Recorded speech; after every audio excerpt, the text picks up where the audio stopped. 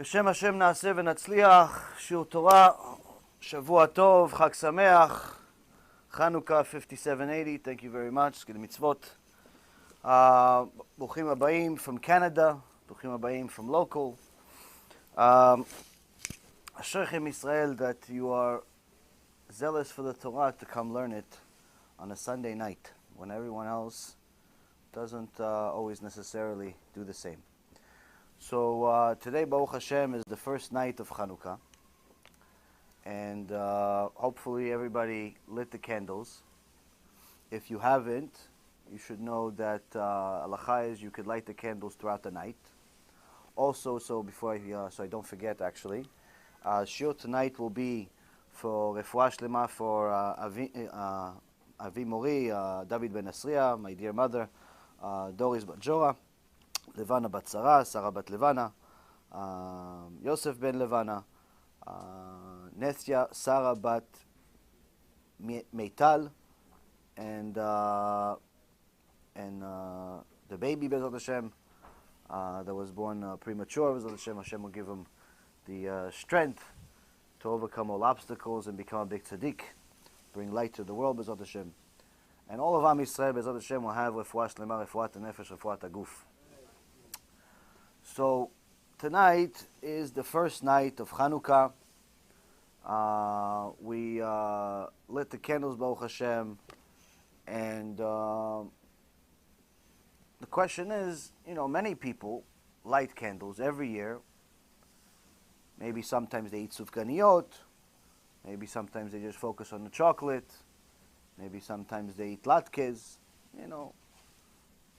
The question is, does lighting the candles on Chanukah make you religious? It's a trick question. Answer is no. Why? Because the vast majority of Jewish people today do not keep Shabbat, but many of them light the candles for Chanukah. I was one of them for many, many years, most of my life. I don't remember any year in my entire life that I didn't light Chanukah candles. But I do remember many, many years, Hashem Yerachem Alai, hopefully, that I didn't keep Shabbat, and I didn't keep mitzvot, and I didn't learn Torah. And I wasn't unique. In fact, the vast majority of our brothers and sisters are the same way. They like the holiday of Chanukah much more than most holidays, if not the most out of all the holidays.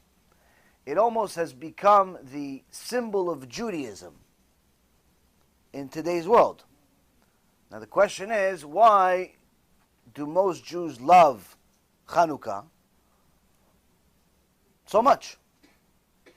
You cannot say it's the sufganiyot, because technically you can go and make donuts all year. You cannot say it's the candles, because we have Shabbat candles. Latkes, we eat fried stuff all year round. Someone asked once, what's the connection between Chanukah and sufganiyot? Now, Chachamim say the connection between Chanukah and sufganiyot is the commemoration of the oil.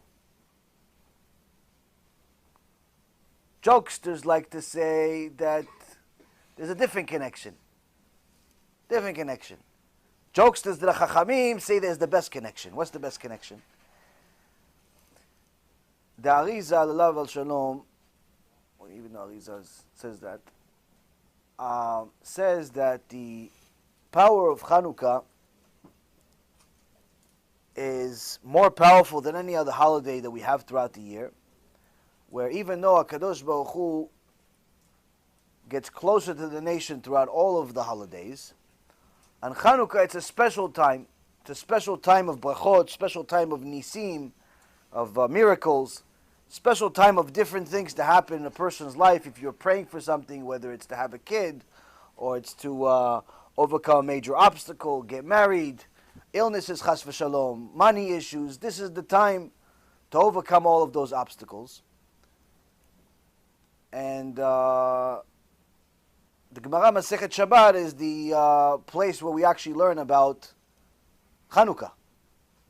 And that's why some Chachamim make the connection that one of the tikkunim for Chilul Shabbat is to have extra kavanah and extra sgulot during the time of Chanukah, if anyone ever violated Shabbat. Now,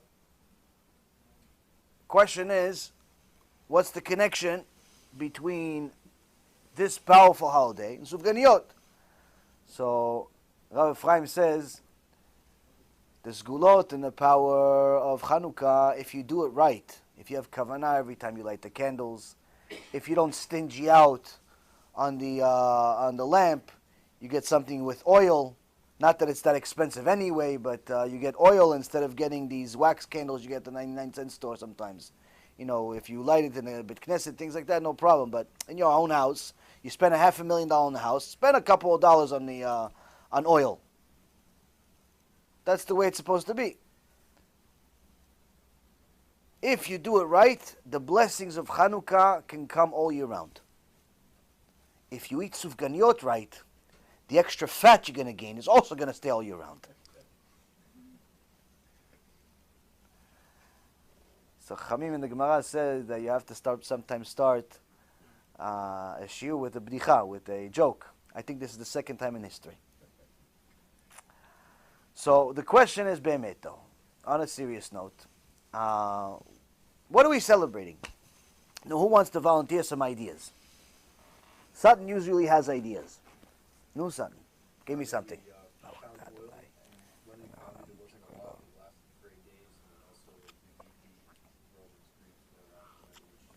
Okay, so Sutton started the idea.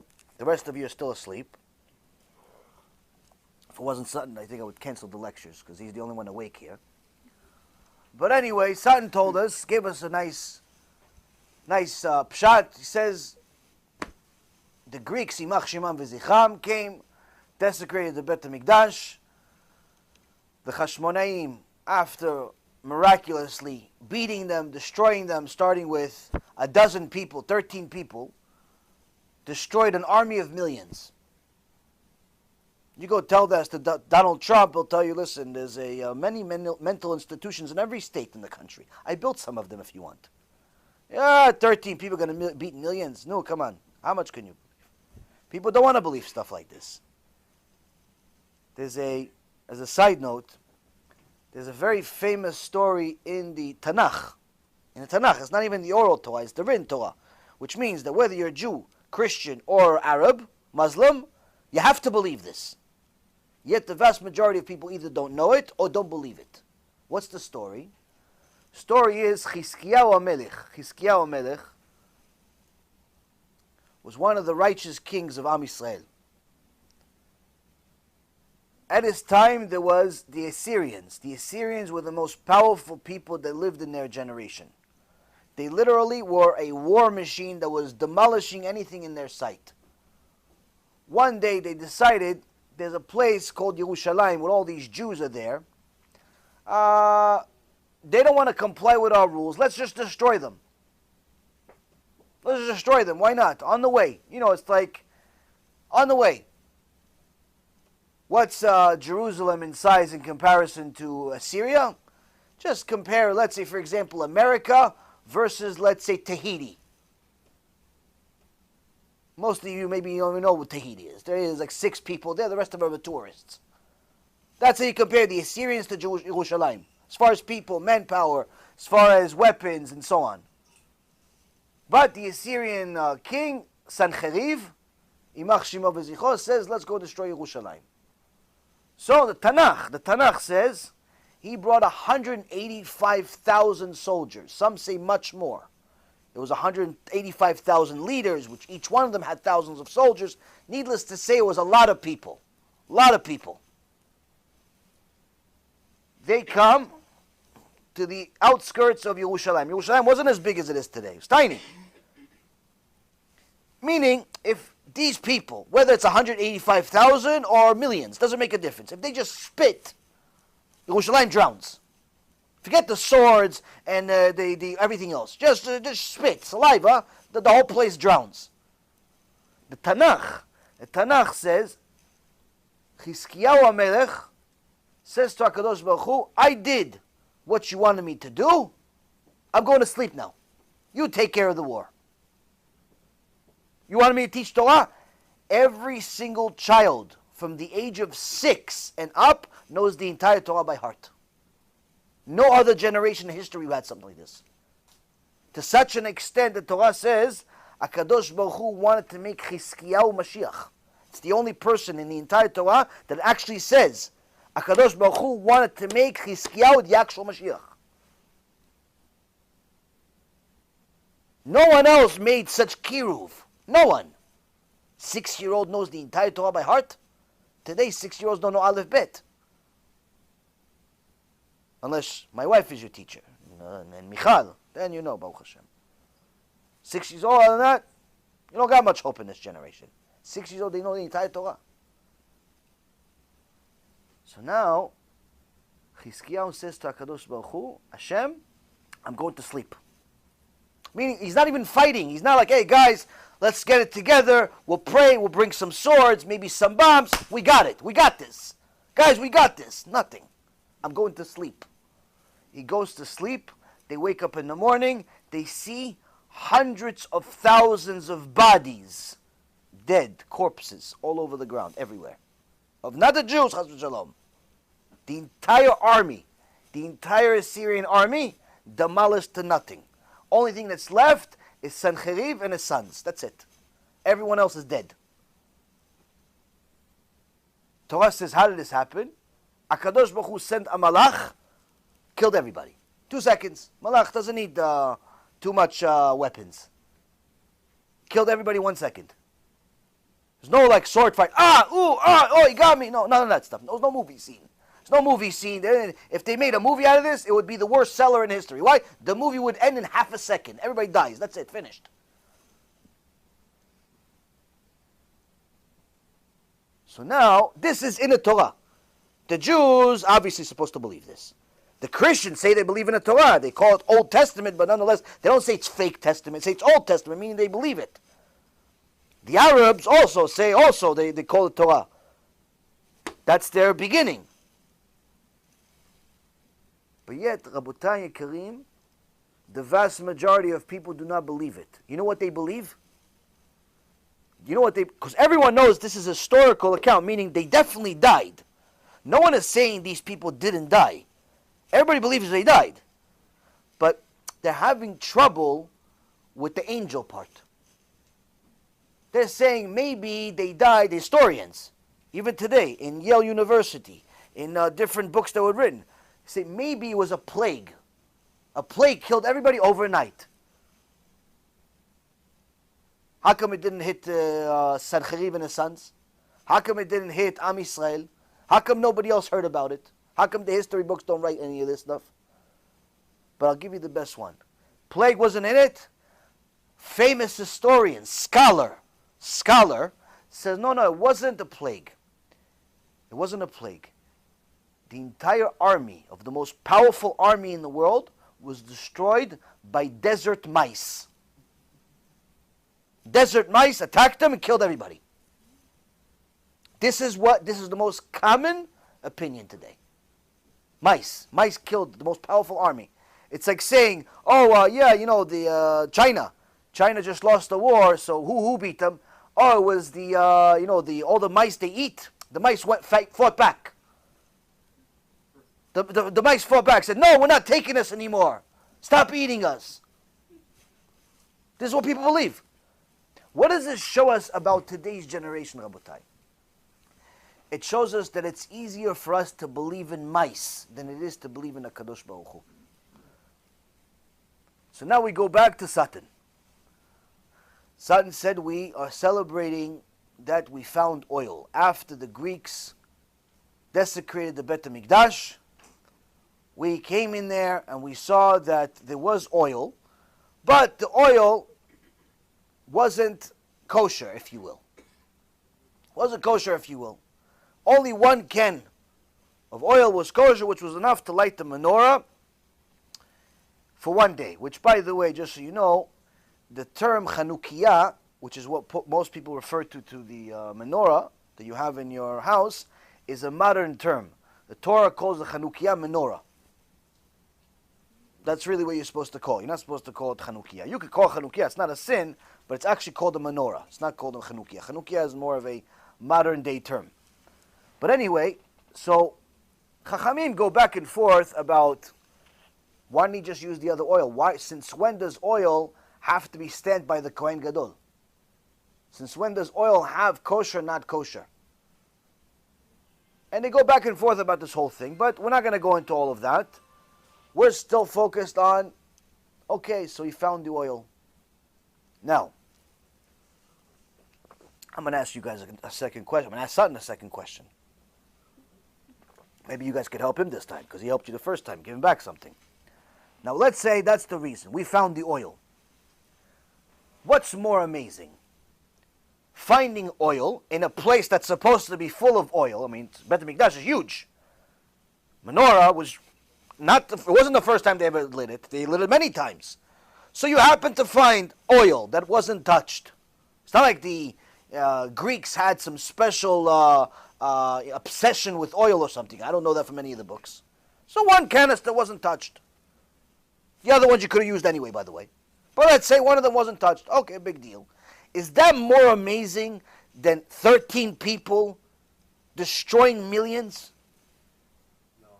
Even in a video game, it'd be more amazing if you beat the entire army by yourself than if you found one canister of oil somewhere under some thing that you have, right? I mean, you beat the whole team by yourself. What's the millions of people? So why do we celebrate the oil and not the war? No, who attended last week's shiur, you sleepy people? I gave you the answer last week. Why are we celebrating the oil and not the war? 13 people beat millions. You take one elephant, he could step on all 13 people. You know how big elephants are? That's how they fought wars in those days. You go on an elephant, it's like a tank. You could shoot spears until you turn blue in your face. It doesn't do anything. Why is 13 people beating millions, most powerful army in the world? Why is that not celebrated? Why are we celebrating we found some oil?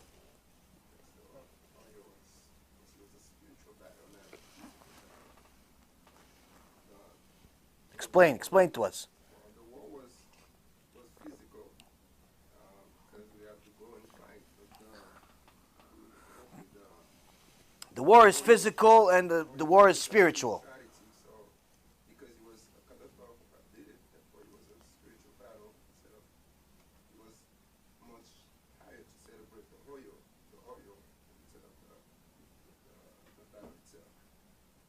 Wait, so the war was spiritual, not physical? The war was physical. Uh-huh. Physical way of fighting.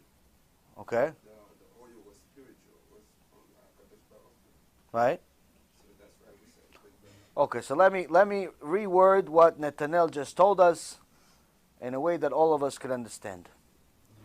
In so many words, Netanel said that really the only reason why we won the physical war is because of our spiritual connection to HaKadosh Baruch Hu. And therefore we celebrate the spiritual aspect of the Chanukah, which is the connection to the oil. Now that answers one part of the question.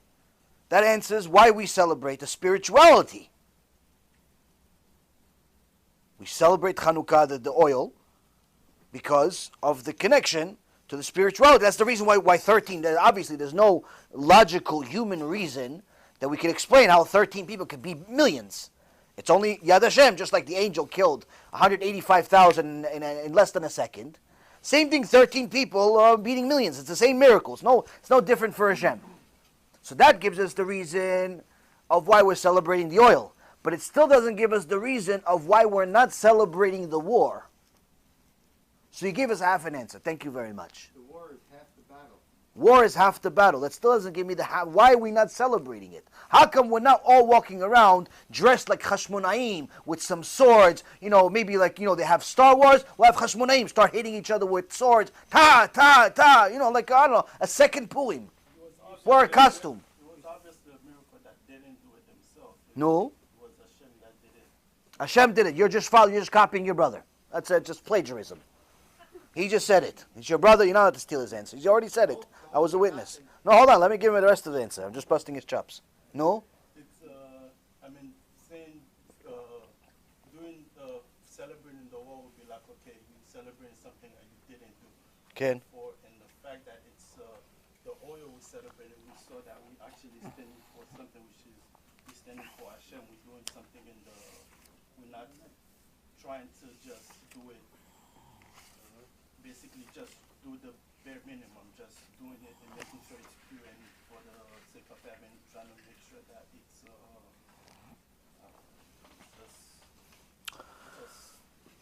So Elchanan is telling us that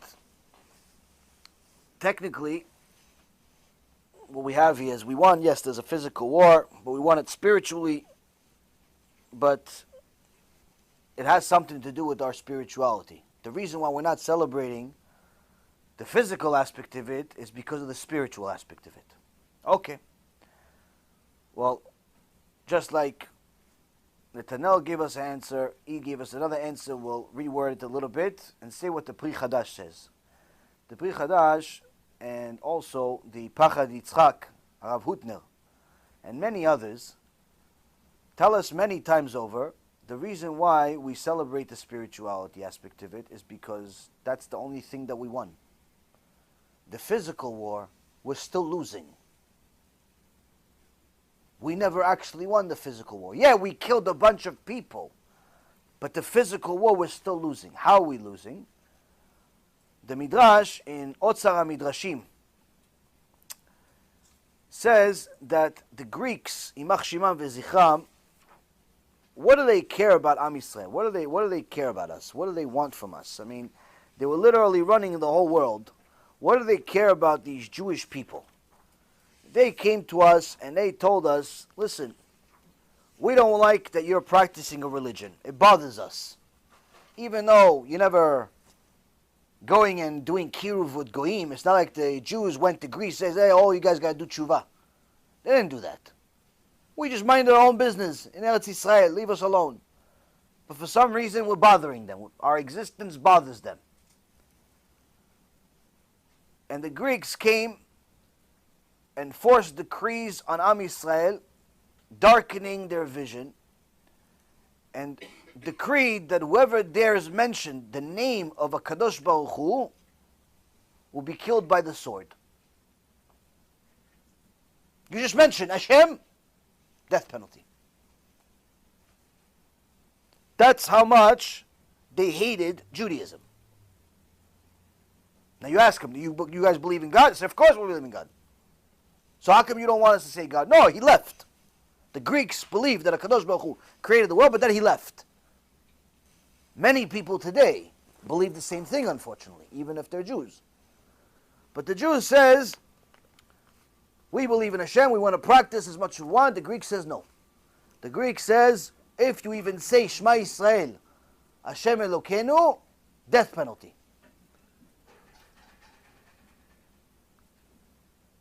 Further, they also told us, you're not allowed to celebrate Rosh Chodesh. Why Rosh Chodesh? Because they knew that our holidays, our Chanukah, our Purim, our Rosh Hashanah, Yom Kippur, Shavuot, Pesach, all of these holidays, that's what makes you a Jew. If you don't connect to the holidays, your Judaism is questionable. If when you hear, oh, there's another Jewish holiday coming up, if you're not excited, what kind of Jew are you? What are you, a Jew that doesn't like to be a Jew? You're like a self-hating Jew? No, I'm religious. It's just that, the holidays are tough. Holidays are tough. What's the point of being a Jew without the holidays? There's a month called Cheshvan. We called Mar Cheshvan. Mar means bitter. Why? Because Cheshvan doesn't have holidays. So we call it a bitter month. It's a month that doesn't have holidays. A month without holidays for us is a nightmare. You don't like holidays? You don't like Jewish holidays? What kind of Jew are you? Are you sure you're really Jewish? Maybe we should take you to the Bet Din, check.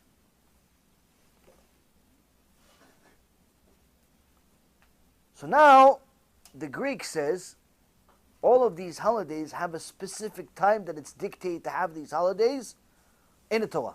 Pesach has to be during spring. Rosh Hashanah, first of the year. And so on and so forth. So if you don't know when Rosh Chodesh is, if you don't know when the beginning of the month is, you're not going to be able to celebrate the rest of the year, the rest of the holidays. You can't just celebrate Purim whenever you feel like it. You can't just celebrate Pesach whenever you feel like it. You can't just celebrate, Rosh Hashanah, Yom Kippur, Pesach, all these holidays whenever you feel like it. There's specific days. The Torah says you have to have these holidays. Even the rabbinical holidays have specific days. Purim and Chanukah. So the Greeks says, how are we going to ruin this whole thing? We can't just outlaw all the holidays. What are we going to do? Outlaw Rosh Chodesh. Outlaw your counting system, your month system. Within a few months, everybody's going to forget. In the beginning, everybody's going to remember. But after a few months, or even a couple of years, everybody's going to forget. And that way, it's like putting a virus in a computer. Even if it doesn't ruin the computer right away, it's only a matter of time. So now, they said no Rosh Chodesh. But that's not enough for them. They said also no Shabbat. Why? You can still count the days, you can still connect to the days, connect to the months, once a week. How? Shabbat. Every 7 days, Shabbat. You celebrate Shabbat, we're going to kill you. No Shabbat. No Shabbat.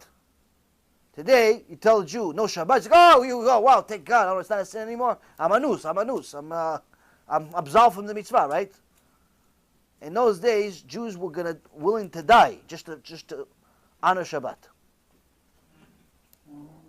What's the difference between us and them? They understood what it means. But now they still have a problem. The Greeks still have a problem with their decree. They're saying, listen, even though we canceled Shabbat, even though we canceled the Rosh Chodesh, still there's a sign on a Jew. Being a Jew, what is a Brit Milah? A Jew is always going to remember he's a Jew if he has Brit Milah. No Brit Milah. You do Brit Milah to your kid, we're going to chop off your fingers. No Brit Milah.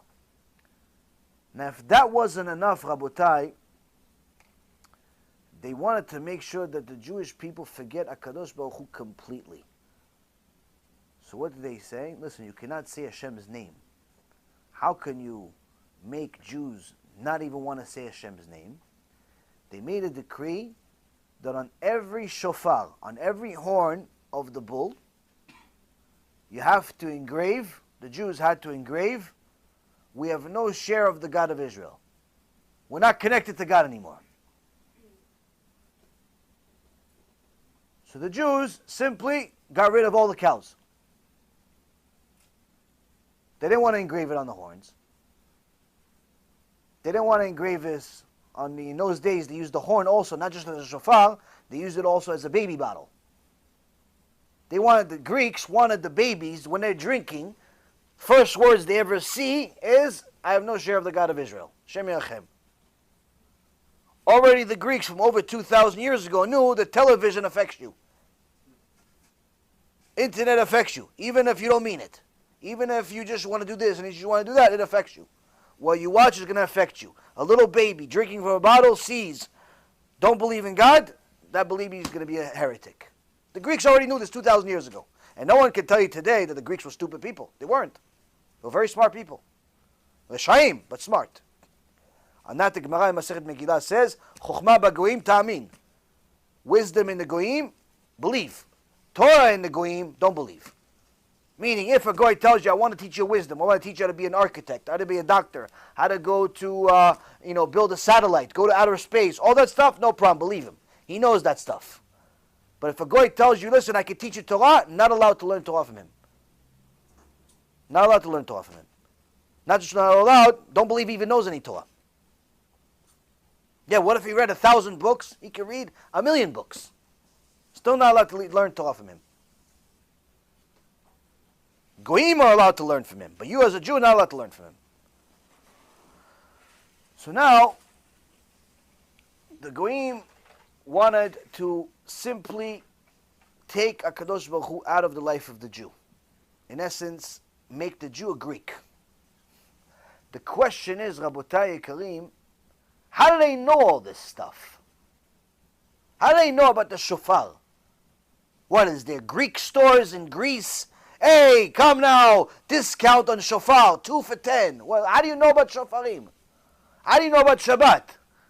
What is like a little Jewish community in Greece that really ticked everybody off? So now they want to revenge against the rest of the people in Yerushalayim? How do they know about Rosh Chodesh? How do they know? Informants.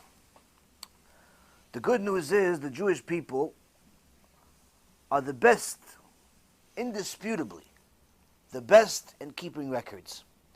Not only do we know who the enemy is, but we have documentation of names and numbers, of who and what, even if that enemy is a Jew. So the Midrash, Otzar Midrashim, Eisenstein, in Chanukah, page 193, says that many Jews ended up converting and becoming Hellenists, turning back on their heritage. They saw that to become a Greek, you have money now, you can go with girls, you can go with boys. The Bet Midrash of the Greeks was called a gymnasium. You know what, today people go to the gym. It comes from the word gymnasium. The Greeks invented this word. What is the root of this word in Greek? Walking around naked. Why? Because that's how the Greeks wanted to be. They just want to walk around naked, no clothes. The gladiators that would fight in the Colosseums and all of that stuff would fight naked. People would walk around naked. There's one other time in history that it mentions that people walked around naked. Dora Mabul. Who were they? The daughters of Cain.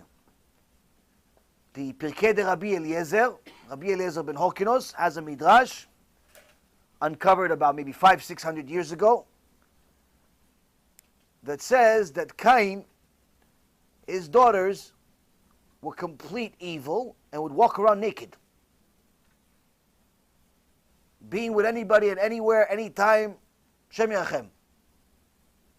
Don't be so shocked. We're almost in that generation again. It's almost like Cain's daughters came back to this generation. But not just as a few. So now the Greeks says walk around naked. Go to the gym, girls, boys together, bodysuits. Why even have the bodysuit? The Jews that joined them, they like this. They like having a new girlfriend every day. You don't even have to marry her. No ketubah. What do I need this for? If she leaves, I have to give her a bunch of money. Why? I have it today, tomorrow I have something else. The ketubah, by the way, is because the woman in the Jewish religion is a princess. Ketubah is to remind the husband that a Jewish girl doesn't come for free. Even if the husband wants to act like an animal, he cannot act like an animal with a Jewish woman. Why? You do it, you have to pay. So all of these young Jewish women that are giving themselves away for free for non-husbands, Hashem Yachem, you're selling yourself worse than the Cain's daughters.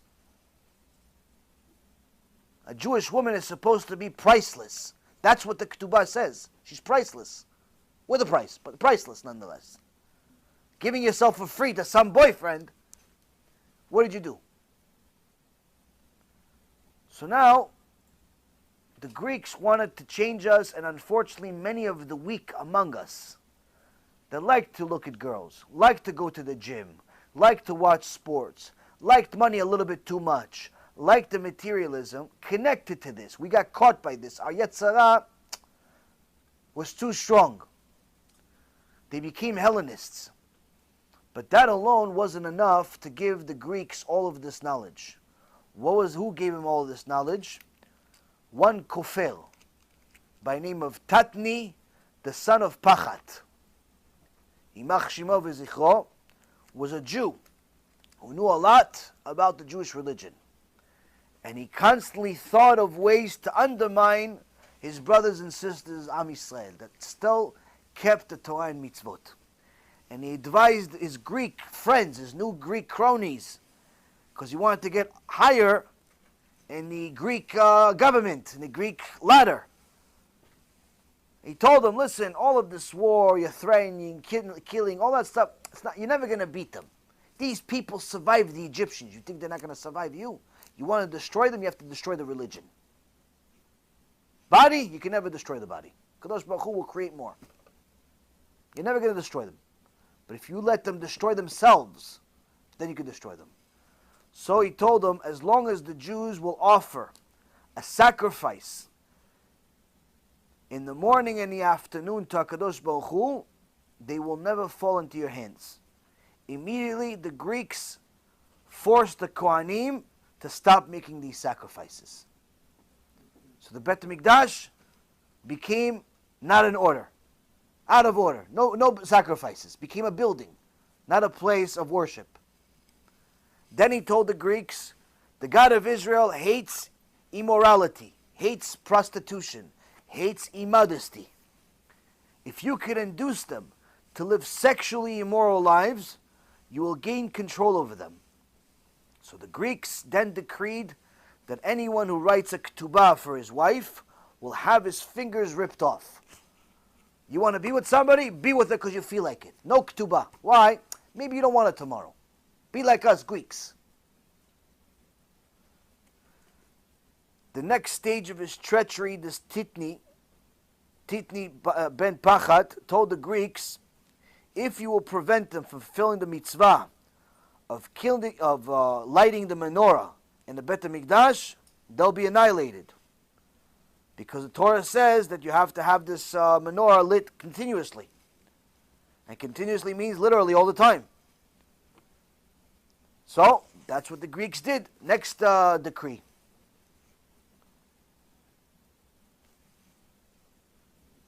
And he told them about the horn, the shofar.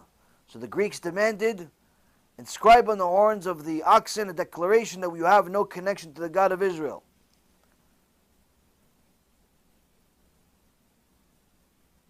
Because this will force the Jews that whether they're working and plowing or their kids are drinking, they're constantly going to read heresy. This is the reason, Rabotai Karim, why a Jew is not allowed to go look at other wisdoms just because he's curious. Somebody asked me yesterday, are we allowed to go learn about Christianity or Islam in school? Because it's part of our curriculum. So the halacha is that it's 100% forbidden for you to go learn about Christianity or Islam or Buddhism or anything else other than Judaism if it's simply for curiosity or it's simply part of your class in your secular school. Not allowed. You're only allowed to go learn about those subjects if you are a professional in debating the Goyim. Like the Ramban. He had to know about Christianity in order to win that very famous debate 800 years ago. The Chachamim in the Gemara had many, many debates against all of the heretics of their day. They had to know what's going on in other places in order to know how to defend themselves. You can't just defend your side without knowing the other side in a debate. But these are professionals. Young kids who have not completed the Shas, which is our Gemara, at least several times have become experts in it, have no business whatsoever toiling and wasting their time learning about Christianity or Islam or anything else but Torah. You haven't even fulfilled your obligation of learning Torah and knowing why you're even a Jew. You're going to go spend time learning why you're not a Goy? Who says that you're going to survive that Tum'ah and not actually become a Goy as a result of it? Many people think they're smarter than the Rambam that wrote this halacha, think they're smarter than the Gemara that put this halacha, think they're smarter than HaKadosh Baruch Hu that says that you're not allowed to look at Tumah, and they went and toiled in it. Who were some of those people? The people at the time of Greece. They wanted to go look at the philosophers, Socrates and Plato and Aristotle and all of these, these philosophers, these wisdom possessors. They like to toil in the wisdom of the Greeks and so on. And guess what, Rabotai? The second that wisdom came with some girls, that wisdom came with some money, that wisdom came with some popcorn, they took it. Why? As soon, they already had some wisdom, they connected themselves to this tumah. The second they got something material out of it, finished. That's why the church, Yimach Shemam V'Zichram, spends over $300 million a year just in Eretz Yisrael to convert Israelis to Christianity.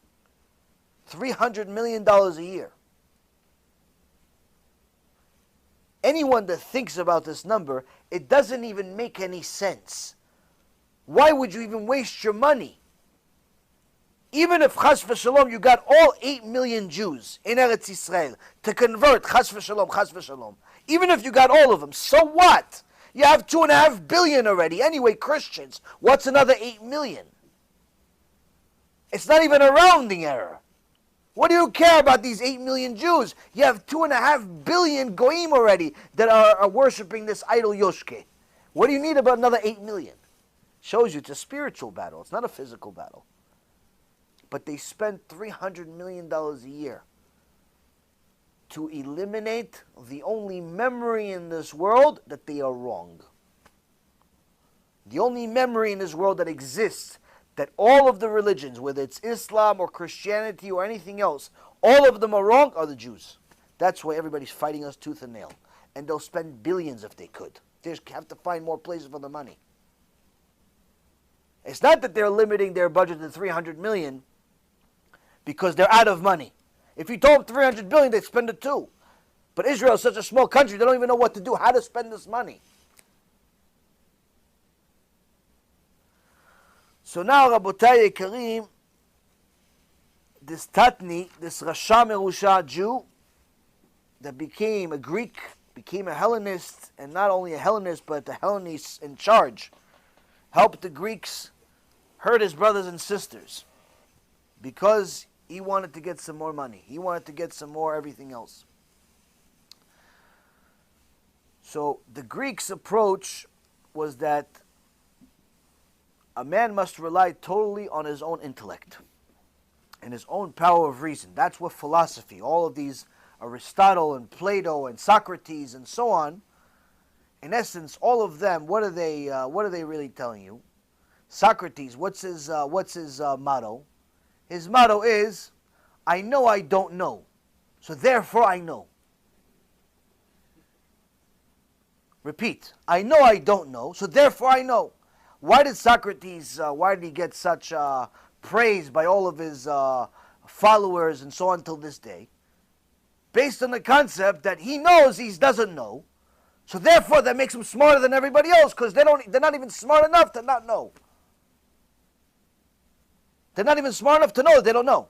And he knows he doesn't know, so therefore he's smarter than them. That's what philosophy is, pretty much. People that spend literally decades of their life learning this complete nonsense probably never heard of this. Why? Because they're already working off of the crumbs of the descendants of this shtuyot, of this nonsense. But that's what the whole thing starts with. Starts with the concept of you don't know enough, so therefore that's already wisdom. That makes you knowledgeable, that you don't know. And Torah says you don't know, but you can know. Why? There's the Torah. Learn, you'll know. Will you ever know the entire Torah? No. But you'll know a lot more than you don't know. But the Greeks did not like this. The Greeks wanted to say that their own intellect, their own powers of reason, that's in control. They felt that a man could learn to control his environment and destiny completely if he only knew how and what was the goal of his existence. So the Greeks postulated that a man did not need God's assistance. They chose to ignore him and separate themselves away from him. This is the exact opposite of Judaism. It's the polar opposite. They pretty much said, we don't need God. Am Yisrael says, we cannot live a second, half a second without God.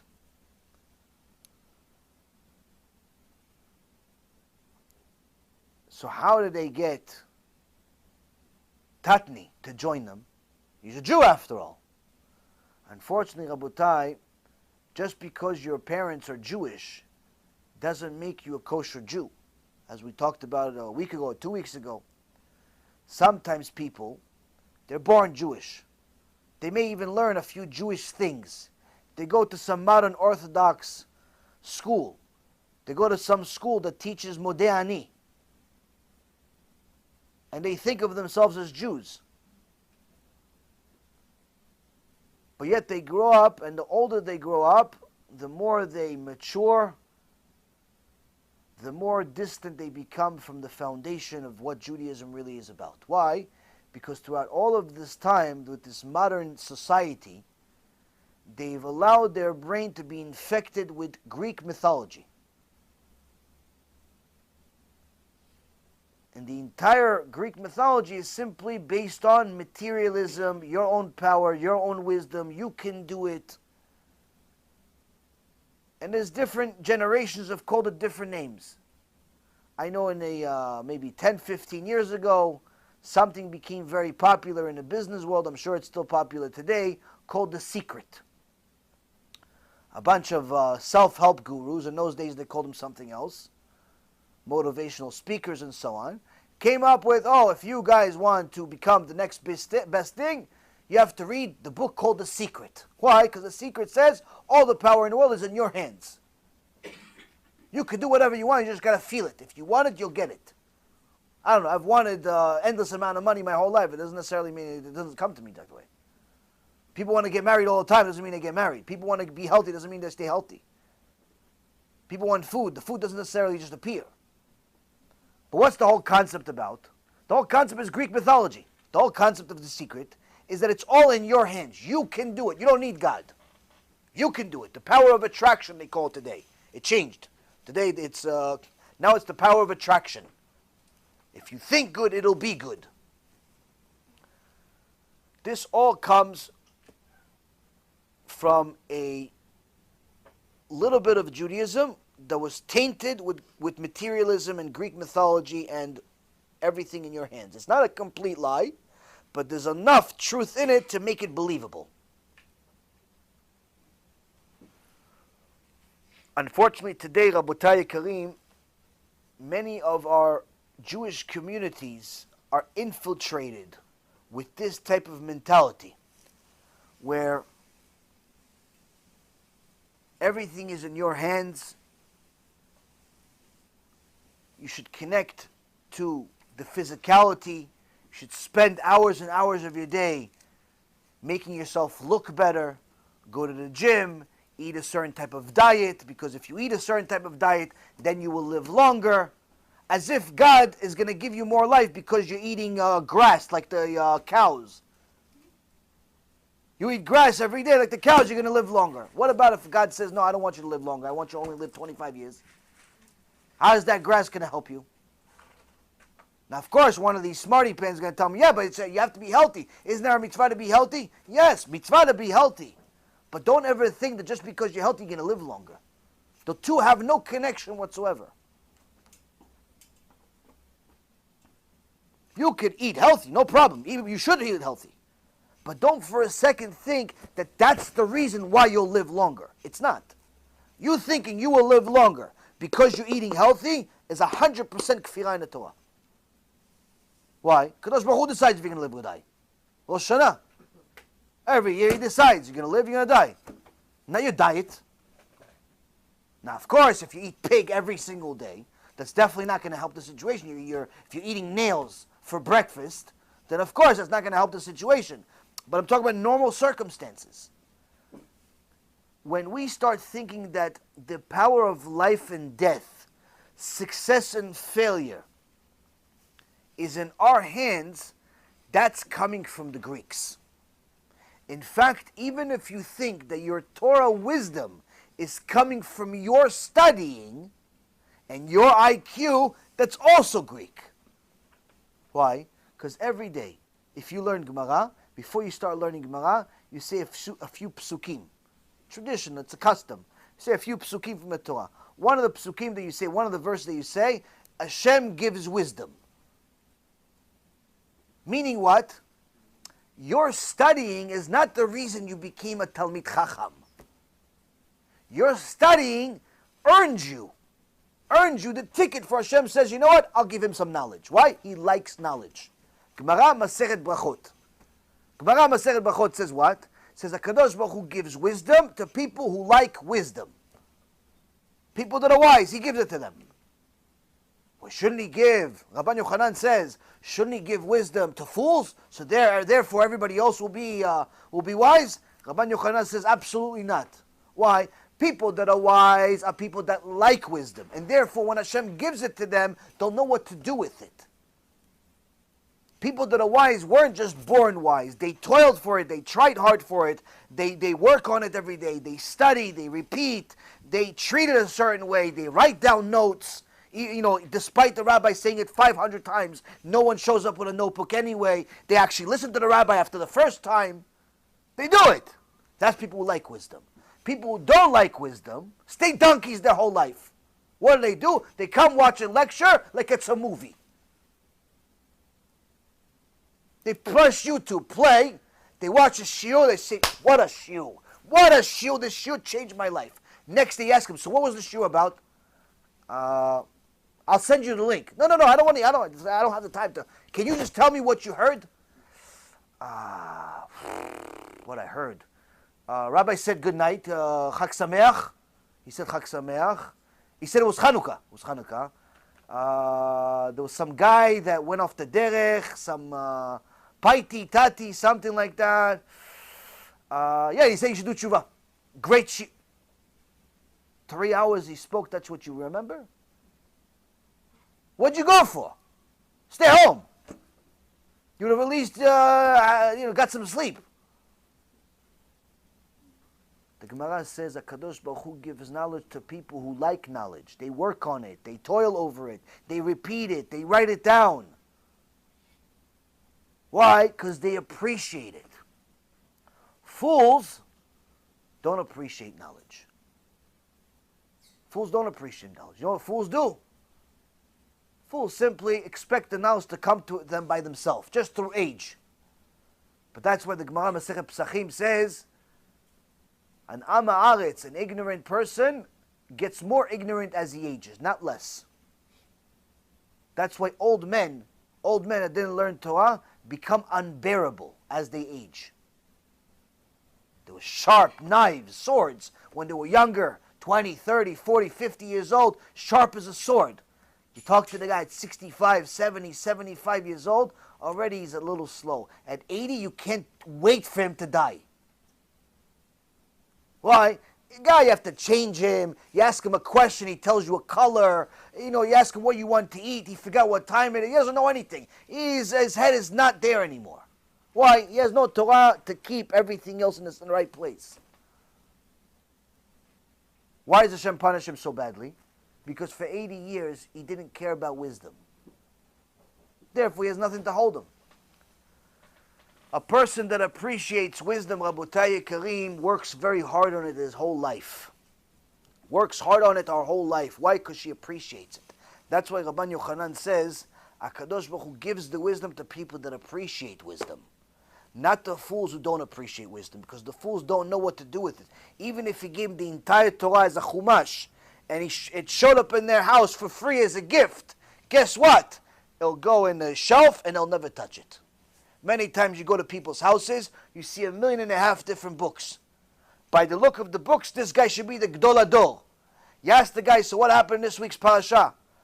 Oh, what is it, Bereshit? No, it's not Bereshit. It's what he told. It's the end of the parasha. What is Bereshit? What Bereshit? When Sefer Bamidbar. What Bereshit? Oh, yeah, no, I didn't get to it. You didn't get to it. What do you have all these books for? Why are they all still brand new? You just collected them? Was it a painting? The books are there to read, not to collect. People ask me all the time, what book should I read? You know what the answer is? The books you have already. That's the one you should read. Stop buying books. Read them. Books are not paintings. Now, if you're an avid reader and you know you're going to read them, then buy, no problem. It's good to have more Sifrei Kedusha in your house. But if you're just collecting, you know that you haven't read even half the books you already have in your house. What are you buying more for? The point is, Rabotai, if we want HaKadosh Baruch Hu to give us wisdom, we have to start appreciating wisdom. And the Greeks thought the opposite. The Greeks wanted us to think that wisdom is just supposed to come by itself.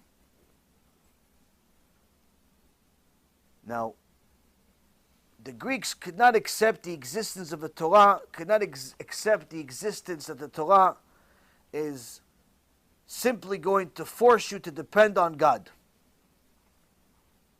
Because to a philosopher, this would mean that there are concepts that a human mind cannot fathom. And to the Greeks, this was completely unacceptable.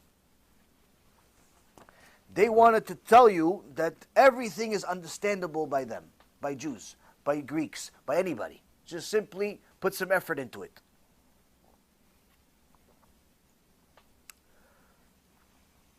Now today, Rabotai, in many places you have kids that go to yeshiva, people that go to Bet Knesset, and if you compare their mentality to the Greeks, there's no difference whatsoever. They believe that everything is from them, from their effort. They succeeded because they were, at the right place at the right time and had a good idea, and they're smart, and they invented something, and they know how to get customers, and they know how to, check people, and so on and so forth. The Torah says is the opposite. HaKadosh Baruch Hu decides everything except whether you're going to serve him or not. That's in your hands. The only thing that's in your hands is whether you're going to serve Hashem or not, whether you're going to learn Torah or not. Whether you actually end up succeeding in anything, Hashem decides. The effort is in your hands. Akol midei shamayim, chutz mirat shamayim. Everything is from heaven except the fear of heaven. What does that mean? That means that whether you go to work or not, you can decide. Why? Because serving Hashem also comes through your job. If you decide to work at some nightclub, obviously, what are you doing? You're going against Hashem. So your job has become a tool of you fighting against Hashem. You go work in a casino, guess what? You're an enemy of Hashem. Why? Because you're working in a place that's not allowed for Jews. You go work for one of these people that makes all types of immorality, types of crimes, these websites, magazines, and so on. Guess what? Your job has become a tool of how you are killing Jews and non-Jews. So your job becomes a tool against Hashem. On the other hand, if your job is to do kiruv, to help people do tshuva, or your job is to go do accounting, or your job is to do some type of other profession to build buildings, no problem. Then the next question is, what do you do with the money? Let's say your job itself is kosher. Let's say. What do you do with the money? If all the money that you spend, that you make, you go spend it on going to bars and parties and vacation, guess what? Your job might as well be in a casino anyway. Why? Because it's the same thing. Same thing against God again. On the other hand, if you use your money to do mitzvot, to fulfill the Torah, to give tzedakah, chazak u'baruch, your job becomes a mitzvah. It's like you're learning Torah all day. Whether you succeed or not in your job is going to be decreed by Hashem. Whether you have children or not is going to be decided by Hashem. You can try as hard as you want. Not everybody has kids. Many people try and fail. Why? Hashem doesn't want them to have kids. Not at that time. One couple came to me. 5 years they were married, never had a kid. I spoke to them for a little while, helped them do tshuva, Baruch Hashem. I told them, listen, you do a couple of things, B'ezrat Hashem, you're going to have a kid. In the beginning, if people are smart, usually they listen to what I say. After they become smarter than what they're supposed to, they stop listening because they think they're smarter than the rabbi now. That's what happens with a lot of people. They come, they do tshuva, they read a book or two, they think they're rabbis already. They stop listening. This couple, Baruch Hashem, they listened in the beginning. 9 months later, there's a baby.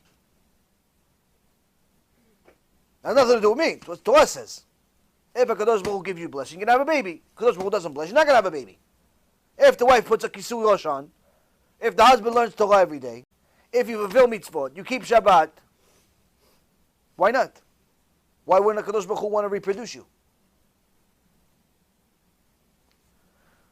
When a person thinks that everything is in their hands, that's a Greek mentality. And there are many, many people, unfortunately today, that believe that anything is in their hand, except serving a Kadosh Baruch Hu.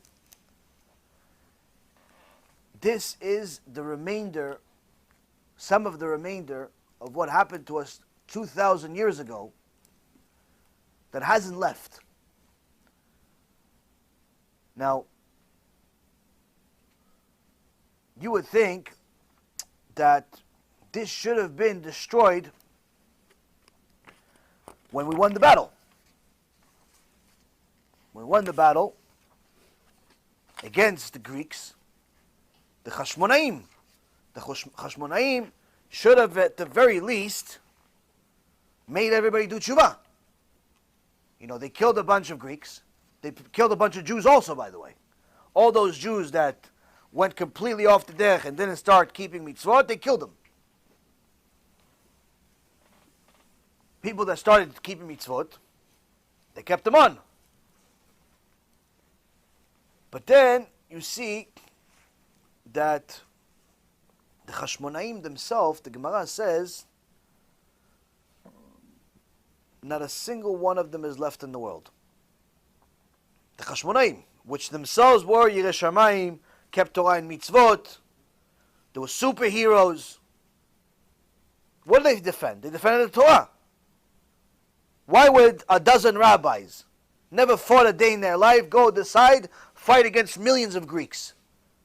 Power of the Torah. He says, listen, we're going to defend the Torah. We're not going to worship idols. We're not going to go to the gym. We're not going to go with women that are not our wives, and so on and so forth. So they defended the Torah. You would think that the world should be full of Hashmonaim. They're all the tribe of the Kohanim. They're all Kohanim. You would think the world would be full of Kohanim. Some kilo don't even have one. How come?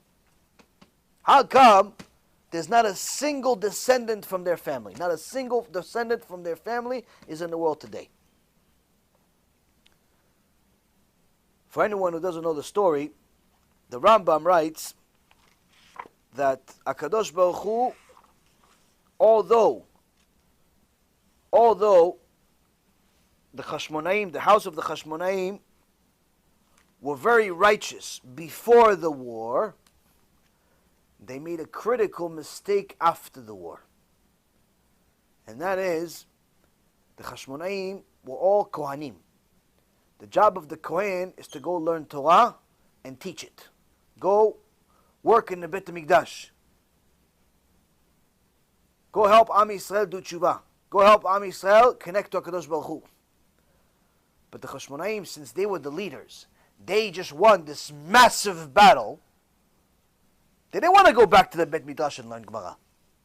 They didn't want to go to the Beit Midrash and go back and forth. Did Rashi say this? Did Tosfot say that? Halacha is this, halacha is that. Listen, we'll keep Torah and Mitzvah, we'll keep Shabbat and everything, but I'm not going back to the Beit Midrash as a simple avrech making $1,500 a month.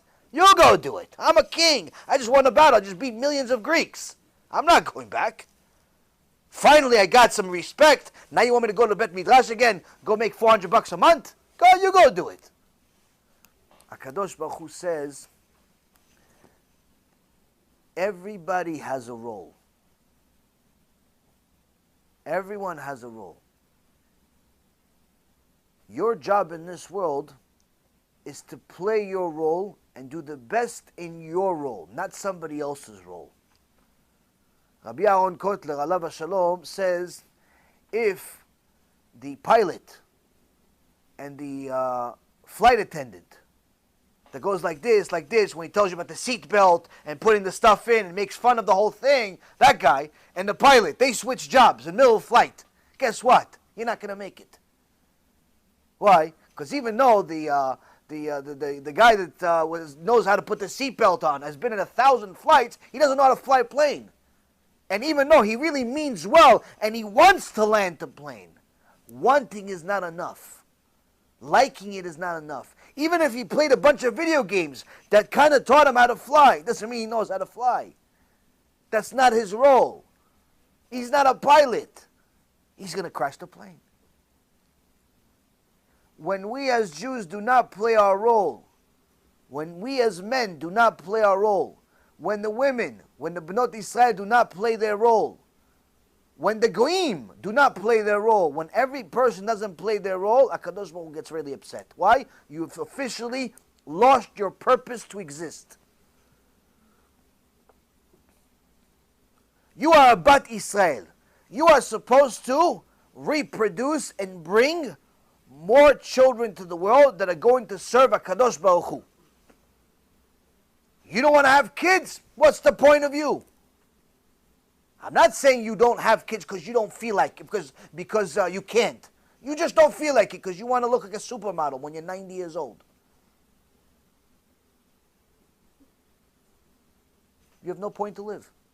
Yeah, but it's not a mitzvah on the woman, it's a mitzvah on the man. Yes, but the man needs the woman for that. He can't do it by himself. You're a guy. You don't want to learn Torah? You don't want to fulfill mitzvot? Guess what? There's no point to you. There's no point for you to exist. What, to build buildings? Hashem has 8 billion going to build buildings. He doesn't need the Jew to build buildings. You want to build buildings and learn Torah? No problem. That you could do. But if you only want to build buildings but no Torah, there's no point to you exist. Because the Torah is the only reason that you are different from the goyim. Without you complying with Torah, there's no point for you to exist. Hashem has 8 billion goyim. He doesn't need another goy. That's not your role. It's not your role. Rabotai Yekarim, this sounds simple. But even the Talmidei Chachamim, even the Tzadikim fell for this. How? Bribery. Bribery doesn't always come in a form of money where somebody's giving you money under the table in some sneaky, nasty way. Bribery sometimes comes when somebody says, Chazaku Baruch Kvod Arav. When somebody gives you some kavod, somebody gives you some honor, somebody gives you an extra nice chair. Everybody else has some ugly blue chair, but you have a nice white chair. And you like your white chair, even though it's the same $99 chair or 99 cents chair, but you like your white chair. That extra kavod, that bribery, that could destroy a person. What's our proof? Chanukah. The war was won by tzaddikim, talmidei chachamim, the chashmonaim. How come there's no more chashmonaim in the world? Because after they won this battle and they got so much kavod, so much honor from everybody else, they didn't want to leave this and go back to the Bet Midrash, be regular avrech, making $400 a month. Maybe they'll write a book every few years and you'll give them Samech Chazaku Baruch. They wanted to stay kings. So they want to go back to be Kohanim. HaKadosh Baruch Hu says that's not your role.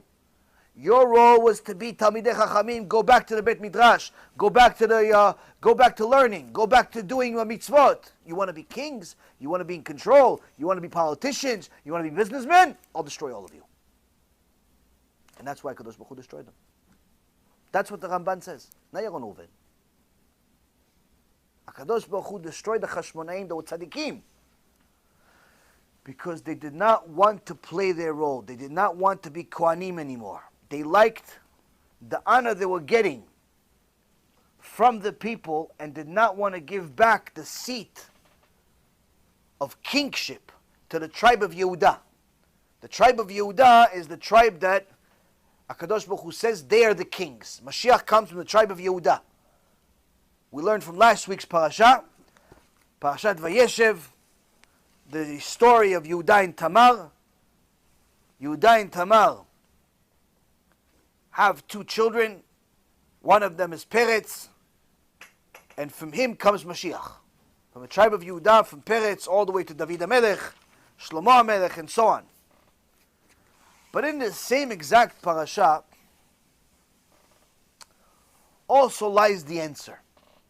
Also lies the answer that distinguishes the difference between Yehudah and the Chashmonaim.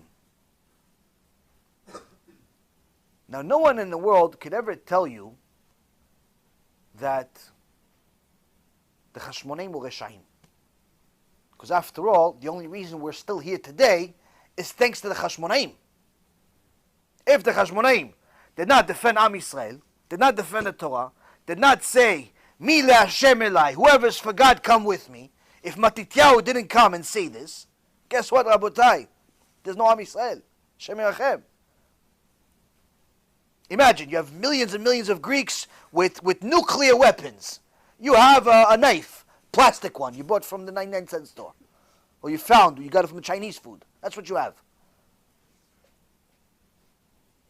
And what do you say? You with the nuclear weapons, I'm going to beat you with my little plastic knife. Actually, I'll use the knife to eat, and then I'll beat you with nothing. You have to have some serious emunah in Hashem. If you had such emunah, you give a lecture, everybody does tshuva. You start a whole organization. Emunah, Emunah, Emunah.com, Emunah.org, Emunah Inc., Emunah everything else. You do Emunah everything. Why? Emunah, well, you tell people, I beat the entire Greek army simply with Emunah. What? Mila Shem Elai, Emunah. But Akam HaKadosh Baruch Hu did not agree with this. Long term. Short term he agreed. Long term he didn't agree.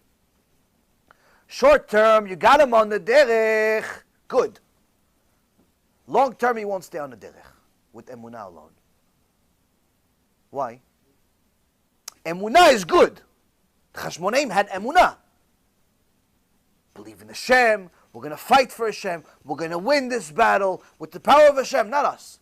But HaKadosh Baruch Hu destroyed them anyway. Now you cannot say they were Reshayim Mechalei Shabbat because that's not the truth. They were tzaddikim. But you cannot deny that there's no more of them. You cannot deny the fact that they did still sin even though they had Emunah.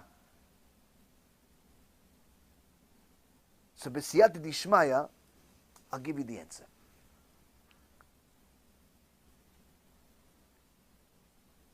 The Chashmonaim had an enormous amount of emunah in Hashem, enough to go to war. They didn't think about winning the war.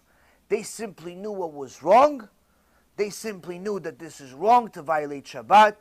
It's wrong to go against the Torah. It's wrong to be an atheist. It's wrong. We're going to fight for it. So that emunah got them on the right path. But the fact is that after the war was finished, they didn't want to go back to the old days. They wanted to stay. And there's a reason why. There's a reason why they failed. In the same parasha that we learn about the tribe of Yehudah, we also learn about his brother Yosef, Yosef HaTzadik. Why is Yosef called Yosef HaTzadik? The Gemara in Masechet Sotah says, because Yosef did not waste seed. That's why he's called Yosef HaTzadik. Anyone that does not waste seed is called Tzadik. Yosef had an opportunity to be not only with one of the 4 most beautiful women that ever existed. Potiphar's wife was beautiful. Don't think that she was some troll. 3 heads, 4 arms, and things coming out of our face. You're not even sure if it's a real species or not. This woman was absolutely beautiful. Not only that, she was powerful too. She told Yosef, I'm really the head of the household. I tell my husband, Potiphar, jump, he already jumps before I say it. If I tell my husband to give you a raise, he'll give you a raise. If I tell my husband to just leave you alone and I'll manage you all day, I'll leave you alone and I'll manage you all day. If I tell my husband to give you half the money we have, I'll give it to you. But if I tell him to send you to jail, I'll do it too. If I tell him to send you in some hole in the middle of the desert that anyone that enters it doesn't come out, he'll send you there. That's the jail that Yosef went to. And this beautiful woman comes to Yosef and says, listen, all I want is for you to be with me. That's it. If you're with me, I'll make you rich, I'll make you powerful, I'll make you popular. Eventually we'll kill off my husband too if you want. Whatever you want, alayni o larasi. Everything is on my head, everything is whatever you want, I'll give it to you. Just be with me. Now again, this is not some troll with 3 heads, 4 arms, and a tail. This is, the Gemara says, one of the 4 most beautiful women that ever lived. Comes to you, says, I come with gifts. Today, usually people come with baggage, not full of gifts. Usually it's problems. Says, will you marry me? I don't know. How many problems do you have? Well, not so many. I only, I'm overdrafting on 5 checking accounts, 18 credit cards, and I'm divorced, but my husband doesn't know it yet. People come with baggage today. This woman's coming to you, says, I'll give you money, I'll give you power, I'll give you everything. And on top of that, she's beautiful. But if you don't listen to me, I will ruin your life. You will regret the day you were born. Just as I am powerful in bringing gifts, I can also bring the staff right on top of your head. You're going to go inside a hole, and that hole, whoever enters it doesn't leave. And on top of that, everyone's going to make fun of you for the rest of your life because they're going to think that you tried to be with me, and this, and that. And she's threatening him to ruin his life. And Yosef HaTzadik says,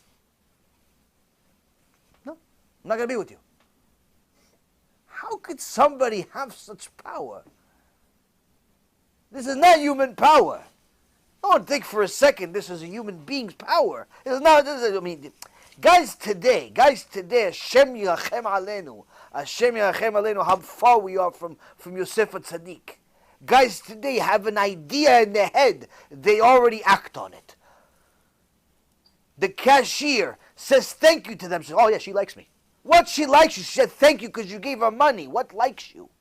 What are you talking about? She's a married woman with 3 kids. What likes you? No, she's in love with me. Guys today have such junk in their head. They act on it. No, she loves me. Yeah. What loves you? What are you talking about? Why? Because she said thank you. How could Yosef HaTzadik do this?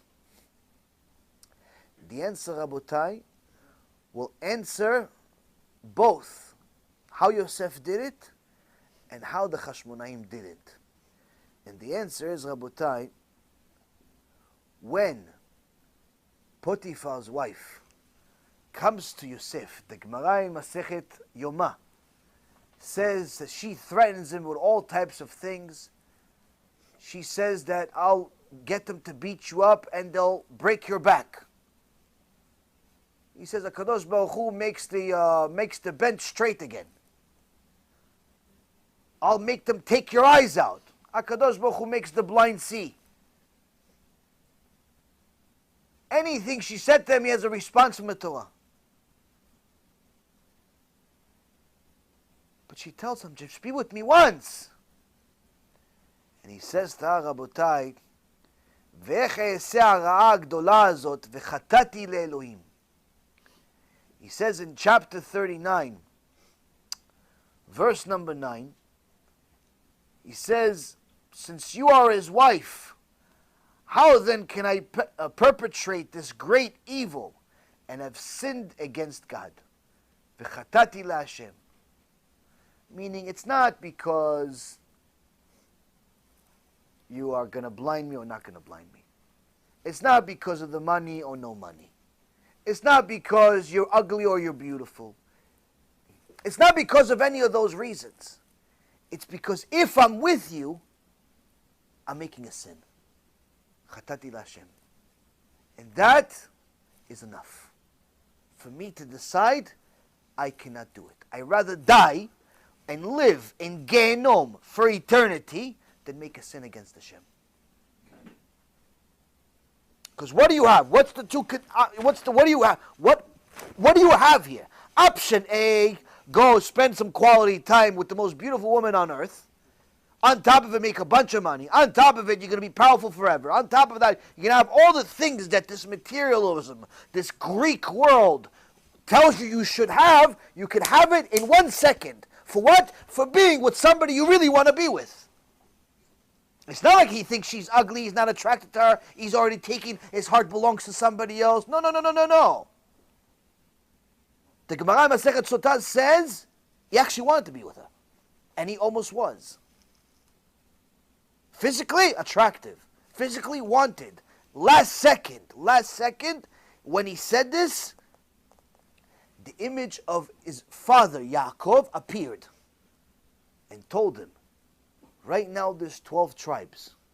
All of you will serve in the Bet HaMikdash. Your names will be remembered forever because you're going to be on the Choshen of the Kohen Gadol. Your names are going to be inscribed. You touch this woman, your name is wiped out forever. And the Gemara Masechet Yomah says, when Yosef told her, listen, it's not the money, it's not the power, it's not the attraction, it's not all of that. It's that I know that if I'm with you 1 second, I make a sin against God. What does it mean I make a sin against God? Everybody sins. Why is Yosef so fanatic? He says, if I sin with a woman that Hashem says no, I'm going to be tied to you forever, the Gemara says. My neshama will be connected to yours forever. It will never leave. I'm going to be connected to you in Gehenom. I'm going to be connected to you in Kafakela. I'm never going to leave. You're always going to be attached to me. There's no getting out of this. It's not one time I'm finished. Bye-bye. I had fun while it lasted. If we make this act one time, I'm finished. Chatati la Hashem. In HaKadosh Baruch Hu's world, there's no such thing as one sin, a million sins. Oh, he's worse than this one. You make a sin. You make a sin against the Kadosh Baruch Hu.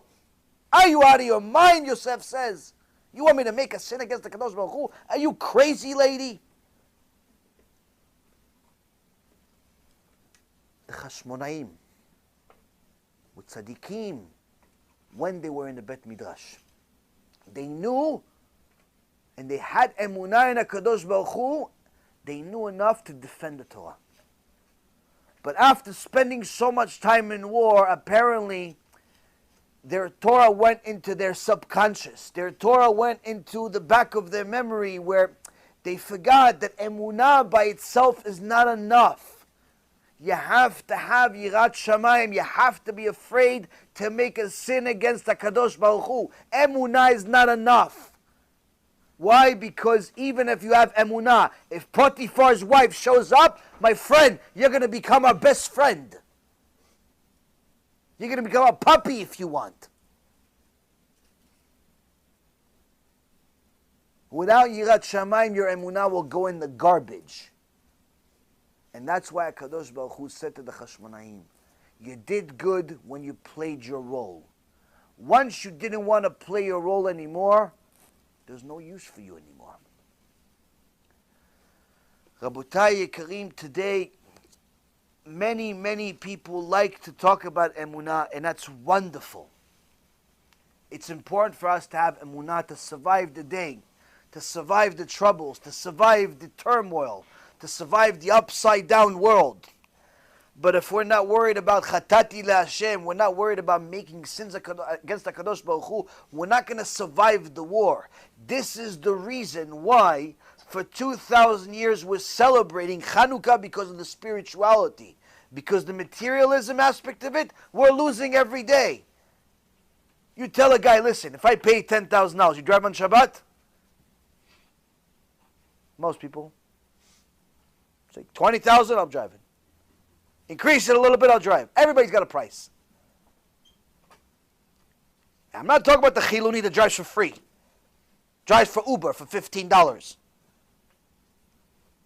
He works the whole day like a slave, losing his olam haba. Why? Because he's going to make an extra $100. Working on Shabbat. Shem Yachem. I'm talking about the people that keep Shabbat.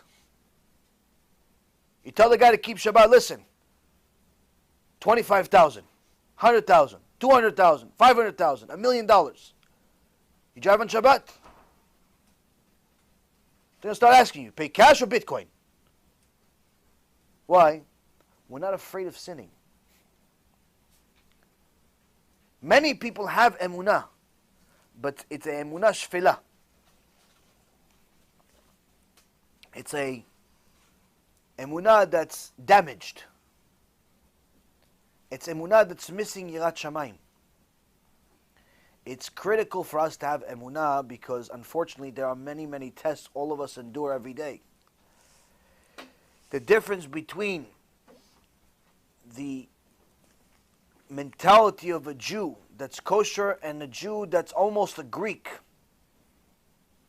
is that yirat shamayim. Now, if you heard just now, after they lit the candles, it's a common custom to sing the song Maos Tzu Yeshuati. Maos Tzu Yeshuati. And then everybody forgets the words. Everybody knows the first verse. After that, na na na na na na na na. You know, nobody knows the words, even though it's on paper. We still don't know. And then you read them, and you have no idea how it goes with the rhyme. The next believer is like, stop it! Stop it! Stop it with these songs already. The Jewish name becomes anti-Semite after they hear you sing. Now this song, by the way, many Chachamim say, who wrote it? Mordechai. Mordechai wrote it. Maoz Tzu, this is divided into 6 paragraphs. And the first letter of each one of the paragraphs, the first 5 of them, spells the Mem Resh Dalet Chaf Yud, Mordechai. And then the last paragraph, if you take the first letter of the first 3 words, says Chazak, Mordechai Chazak. So many say that Maoz Tzu was written by Mordechai. Some say somebody else wrote it. But the point is that we see there's a connection. Now, in this Maoz Tzu, it talks about different aspects of Chanukah. But in the 5th paragraph, he says that the Yevanim, the Greeks, nikbetzu al hazay bimei choshmanaim upartzu chomot migdalei vetimu kol hashmanim. That the Greeks came in at the time of the Chashmonaim and they broke the barriers between the Jews and the Greeks and made us all tameh, made everything tameh. So what are these barriers really? At the time of the Bet HaMikdash,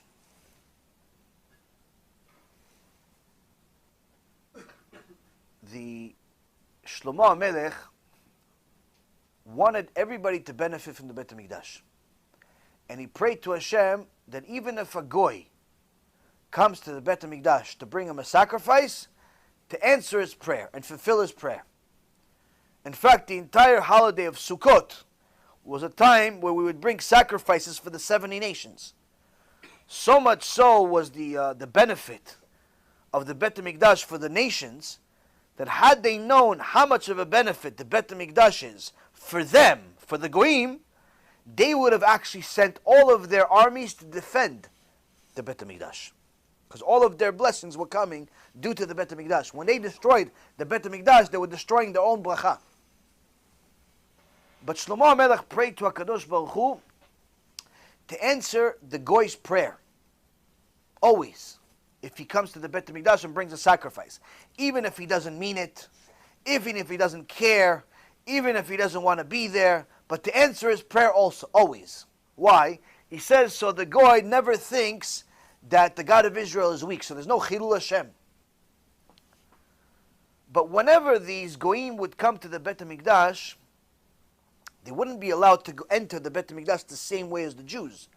There was a barrier that separated the place of the Goyim and the place of the Jews. Now this little barrier wasn't a huge chomah like the Kotel. A tiny little thing. A few feet. You could look over it. That was the barrier that separated the Jews and the non-Jews. It's like le'avdil, but when you go to some park or something, there's these little things that separate the lines. It makes sure that you're on line. You're not all becoming one big mush of people just jumping on top of each other. You know, so they have a little thing that separates everybody. Similar to this. Small little barrier between the Goyim and the Jews. So there's no confusion. This is a Jew, this is a Goy, and so on and so forth. Because in those days, they actually looked the same, the Jews and the non-Jews. Everybody looked like they're the Rambam. Had tarbush on, had a gilma, that's it. No one looked like Shem Yachem, what people look like today. So Shlomo HaMelech says, answered their prayers. Mordechai says, these Yevanim, these Greeks, they broke the barrier.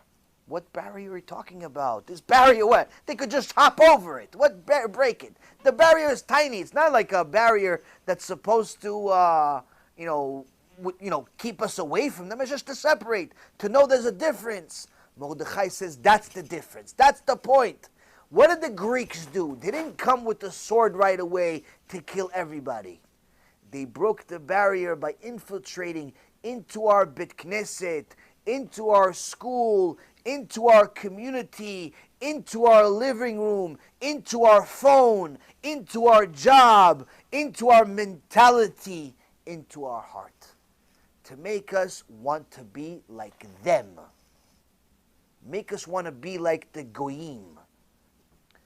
Now you have Christmas now. All of a sudden Jews have Hanukkah bush. They've already had Hanukkah bushes for 30 years. But now it's become a big thing. If you are going to celebrate Hanukkah, you have to have a Hanukkah bush. And chas v'shalom, you show up to Hanukkah without presents. Why? Because the Goyim have presents. The Jews have to have presents 8 days in a row. Now let's listen. Giving a little bit of gelt, a little bit of chocolate, a little bit of presents, $5, $10, $20 to your kids, no problem. But once adults start giving presents to each other, that's Goyish mentality. That's Christian mentality. That's the Greeks' mentality. You're now competing holidays. Why? Because they give presents because of the Yoshke. You're giving presents because of Chanukah. New Year's coming up. Hashem Yachem. What New Year? People are going to go out for New Year. People are going to go to make all types of sins on New Year. Does anybody even spend a little bit of time learning what they actually did on New Year? What Sylvester Rasha did to Am Yisrael on New Year? The whole holiday of New Year was based on slaughtering Jews. That's what they did historically on New Year. It was a day they would slaughter Jews in the streets, burn their stores, burn them with it. That's New Year. No, but they're going to go celebrate it now. They're going to go and have l'chaim at 12 o'clock at night. Their grandparents died cold blood in the middle of the street just because they were Jewish, but they're saying l'chaim. No, I'm going to stay up all night. The shiur is too late though. I can't go to the shiur. But I'm going to stay up all night. That means that the Greek mentality, it's not them killing us with the sword, with the gun, with anti-Semitism. Opposite. It's already in our mind. It's in our heart. We want to be goyim. Hashem yachem alenu. You ask the average guy today, how come you don't wear a kippah all the time? How come you only wear a kippah sometimes? No, I wear it when I go to Beit Knesset. Okay, but how come you don't wear it outside of the Beit Knesset? What, Hashem is not outside? He's only inside the Beit Knesset? He's such a small God? No, I work with goyim, and I don't know if I want him to know if I'm Jewish. Why not? What do you work for Hitler? What, is your boss Hitler, or is your boss Mubarak? Your boss is Saddam Hussein? Why don't you want them to know that you're Jewish? Nah, why? No, I don't know. Why? Why are you embarrassed of being a Jew? Why are you afraid of being a Jew? We can't wear a kippah. If I was allowed, if my rabbi would allow me, I'd wear the tarbush like the Rambam. But I want everybody to know I'm a Jew. What's the point? Why are you embarrassed of being a Jew? But to wear a jersey of some moron that's 9 feet tall and could put a piece of pig inside a basket, that you're proud of. You wear the jersey and pay $150 for it. But to wear a kippah that the Gemara Masechet Shabbat last chapter says you have to keep, you have to put on your head, no, I'm embarrassed. I'm embarrassed. What about tzitzit? You wear tzitzit? No, it's hot. It's hot. Okay, it's hot. Genom, it's also hot. It's also hot over there. How come you're embarrassed to be a Jew? How come you're embarrassed to be a Jew, lady? How come you want to look like one of these zonot that works for free in the streets? Why? Why? Why can't you look like a Bat Israel? What do you want to be? A movie star? Makes $20 million a year. That's what you want. How come you don't want to be like a Bat Israel? How come you're going to let every guy get the benefit of seeing you and already leave nothing to the imagination? No, that's not the style anymore. Style of who? Maybe you're not a style. Maybe you're not stylish. Who says you need to be in style? What, some homosexual woman that decided that this is going to be the style in Paris? That's why that you're going to wear this style? You're going to pay $5,000 for some piece of fabric that you could get for free from some homeless shelter? Style? What's a style? How come you're embarrassed of being a Jew? How come you're embarrassed of being modest?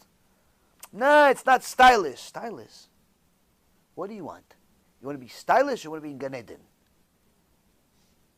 You want to be stylish, you want to have kids that respect you, call you Ima. Not by your first name. You want a husband that honors you? Or you want a husband that says, hey, you, did you make something to eat?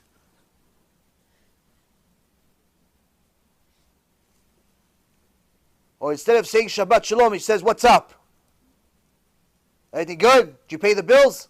Good. Okay, I'm going to sleep. That's the husband you want? You're embarrassed to be a Jew? You're embarrassed to be by the Torah? What do you have? What do you have? What are you comparing it against? You want to be stylish. Rabotai, you look at the world around you, and you see that all of those stylish people are simply miserable people. The more stylish, the more miserable. Most stylish people, that in essence, they dictate what the next fashion line is going to be, have the highest rate of divorce in the history of mankind. Hollywood's divorce rates are simply not even counted anymore, because it's just a waste of people's time.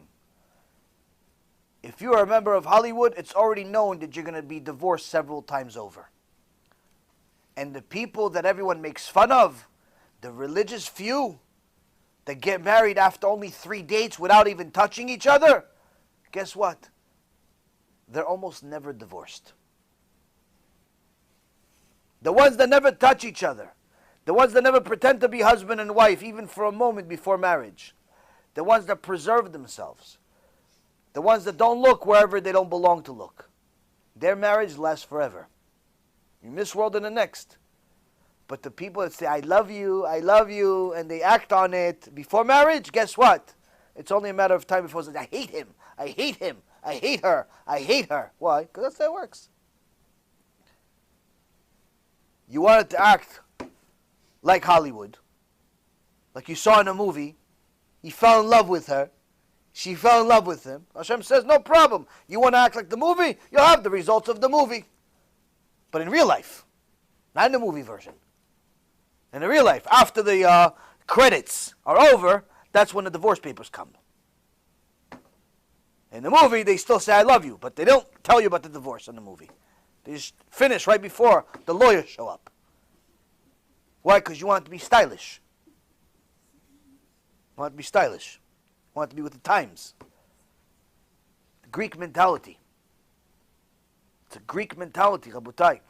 Now again, there are things that are allowed. Not a problem. Such as making money. You want to make money? No problem. Make money. Make millions. But never for a second think that you're allowed to cancel even a half-hour shiur for it. No matter how much money. Never think for a second that you're allowed to cancel even the smallest mitzvah in the Torah for money. You want to go make money? No problem. Go make money.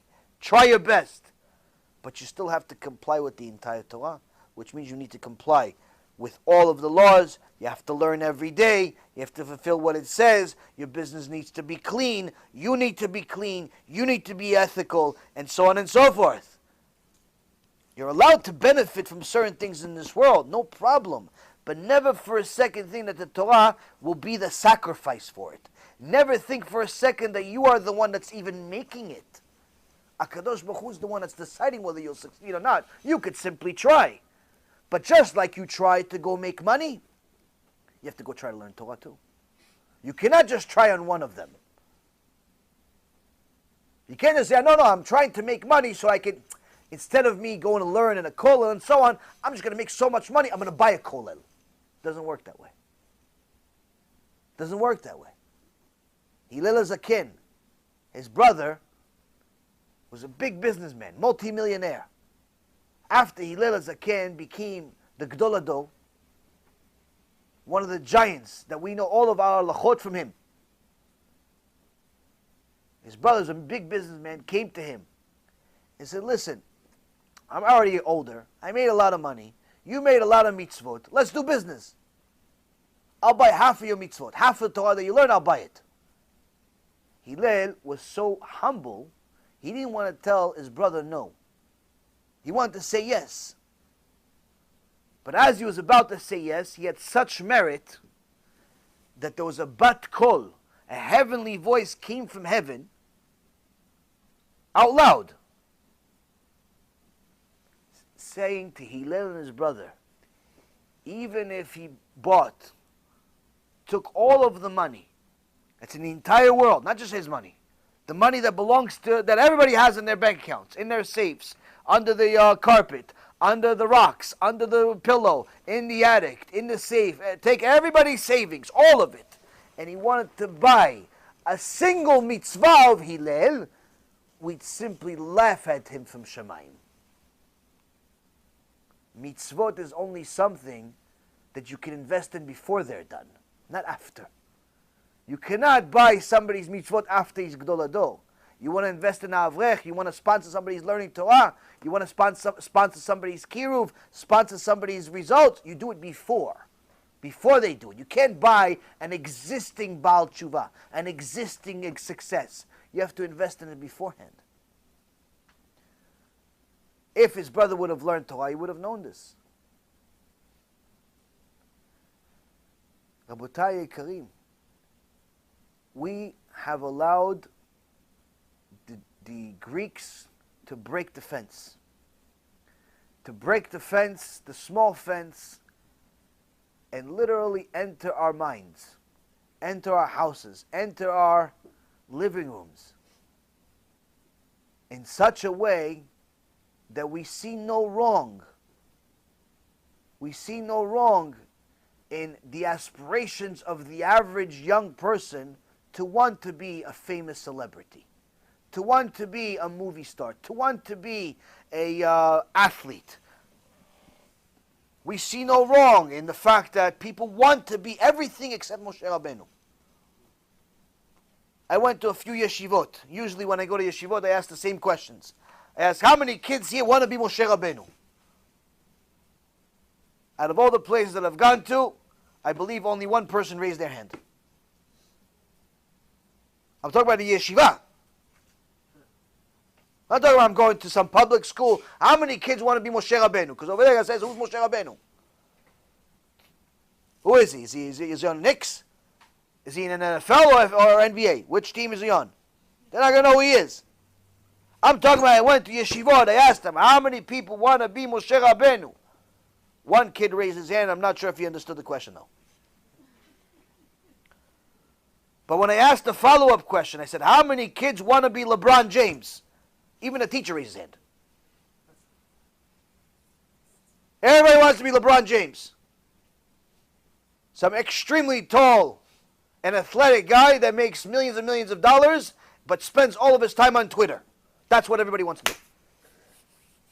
That's what everybody wants to do. Everybody wants to be him. Because he can put the ball in the basket. Nobody thinks there's anything wrong with this. I've been saying this for years. This is Greek mentality that's entered the minds of almost every Jew in the world. There are certain avrichim, people that learn Torah every single day, that see nothing wrong with this. They're actually jealous of their brothers that are secular. But they're still staying religious and learning because that's all they know. It's like, it's not that they're learning as much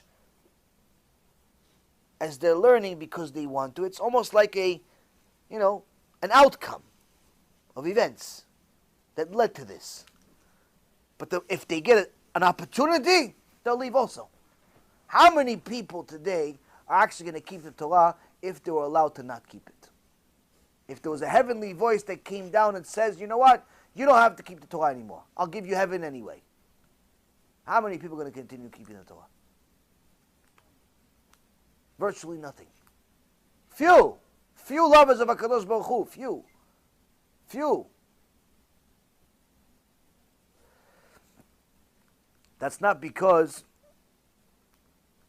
we don't know what the truth is, but rather because we've allowed the Yevanim, the Greeks, to enter our mind and make us believe as much in Avodah Zarah, as much in the materialism of this world, as much in the benefits of this world, as much as we do in Hashem. Meaning that when people think of good, they don't think of Hashem. They think of money. They think of women. They think of promiscuity. They think of food. They think of materialism. They don't relate good with Hashem. With learning Torah, take a 3,000-year-old book and read it 1,000,000 times. They don't think that's good. They think good is like, I'll eat good food and be at the best hotels and have the nicest cars and brand new clothes every week and have the nicest wife, and if I don't like her, I'll switch, and if I don't like my husband, I'll switch, and if I don't like my kids, I'll switch them too. Switch everything. Everything is replaceable, like an app. I'll get a new one in the App Store. People do not relate good with Hashem. Why? Because the Greeks have entered our mind and convinced us that good exists outside of Hashem, which is the exact opposite of what reality is. Reality is there is no good without Hashem. That's reality. Good does not exist if you do not have Hashem also. Pleasure exists with you not thinking that it's connected to Hashem, but even that pleasure comes from Hashem. But you could be an enemy of Hashem, but still have pleasure. But good, a good life, a good eternity, a good anything, does not exist without Hashem.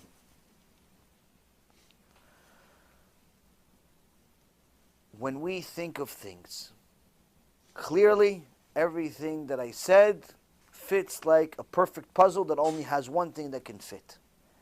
When we think with the bias of liking and enjoying certain things of this world, things start to become a little cloudy.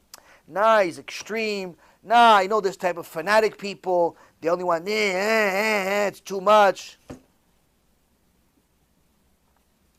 That's not because it's fanatic. It's simply because you like the Greek world too much.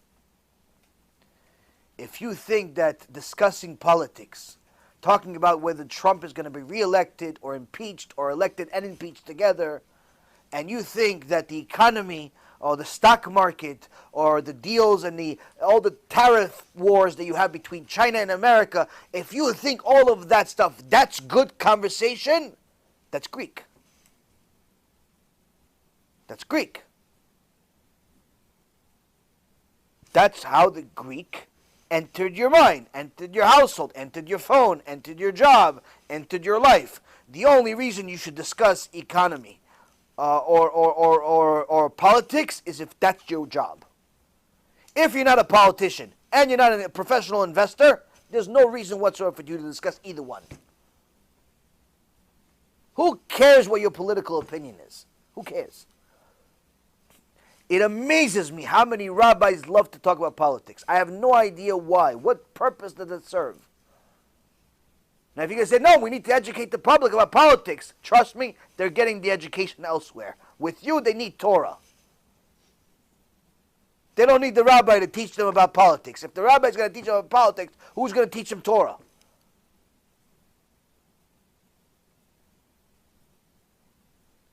People spend a lot of time living in this world without even knowing that they're infected with the Greek bug.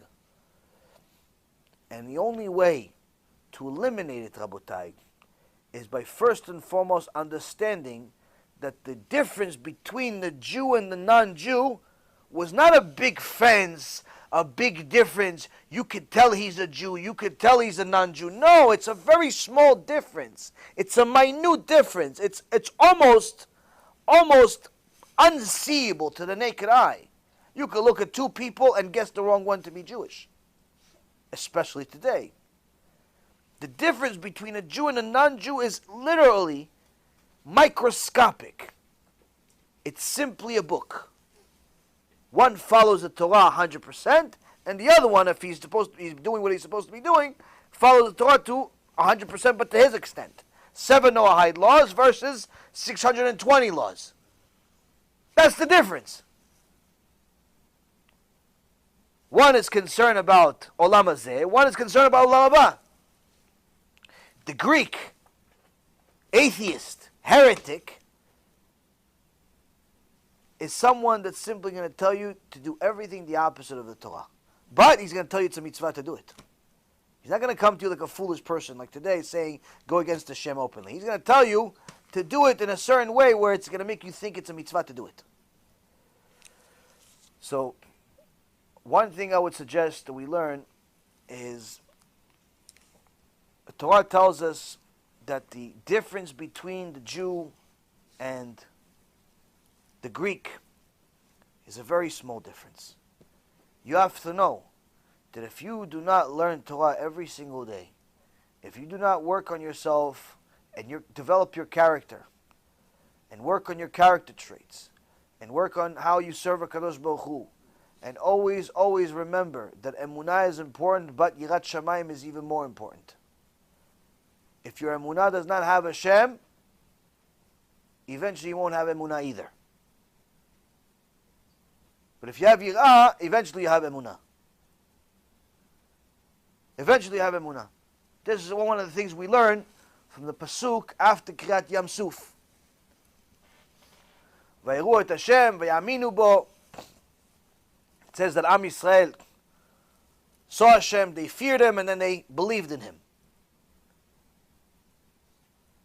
We see that if we fear Hashem, eventually we get to Emunah. But if you only have Emunah, you skip the step of Yirat Shamayim, eventually you'll be like the Chashmonaim. They were righteous at the right time, but also not enough at the wrong time. Not enough at the wrong time. That's why Kadosh Baruch Hu, even though they kept Torah, they kept mitzvot, they weren't some criminals, they didn't play their role. Because they weren't afraid of sinning against Hashem. Like Yosef HaTzadik. Yosef HaTzadik became Yosef HaTzadik simply because he was afraid of sinning against Hashem. Not because he didn't want the woman, not because of any other reason. He was simply afraid of sinning against Hashem.